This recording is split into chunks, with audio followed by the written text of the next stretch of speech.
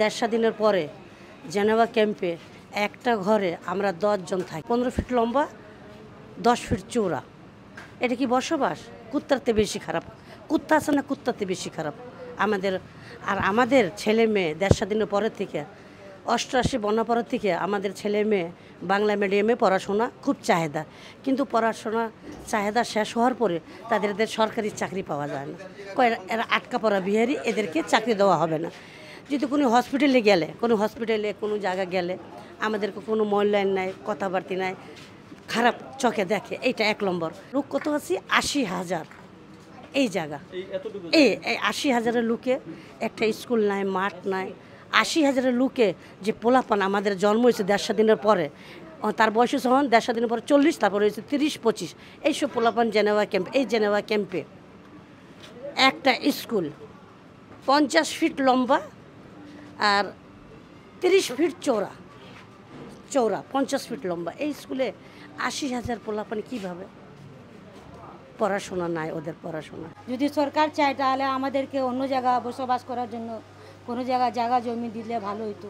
একরমে আপনার কি কি আছে? আপনাদের কি কি করতে হয়? আমাদের রান্না বান্না করতে হয়, আমাদের ঘুমাইতে হয়, কোনো মেহমান আসলে আমাদের এই বাসা থাকতে দিতে হয়। গোসলখানা নাই আমাদের, এটাই গোসলখানা, এটাই বাথরুম আমাদের, সব এইটাই।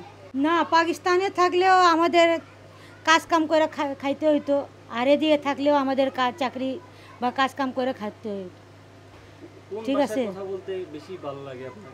আমরা হিন্দি ভাষা কথা কই, কিন্তু আমরা তো বাংলাদেশি। কোনো জায়গায় গেলে তো আমরা বাংলাই কই। দুই ভাষাই পারেন? দুইটা ভাষা আমরা পারি। কারেন্টের সমস্যা, পানির সমস্যা, আরও অনেক কিছুর সমস্যা আছে। ঠিক আছে, এই 12 ঘন্টার মধ্যে 6 ঘন্টায় কারেন্ট থাকে না। ঠিক আছে, তারপরে পানির অনেক সমস্যা। কারেন্ট না থাকলে পানি কিভাবে থাকবে? কারেন্ট থাকলে পানি থাকবে। আমরা 5 জন থাকি। জি, অনেক কষ্ট হয়। এখন কী করবো? কষ্ট থাকলেও আমরা জীবনযাপন করতেছি। এই ছাড়া তো আর আমাদের কোনো থাকার জায়গাও নাই। ঠিক আছে, এই বাসার মধ্যে আমরা দীর্ঘ 30-35 বছর ধরে আমরা বসবাস করতেছি। আমরা পাকিস্তান গিয়েই কি করব? ঠিক আছে, আমরা তো এখন এই দেশের নাগরিক হয়ে গেছি।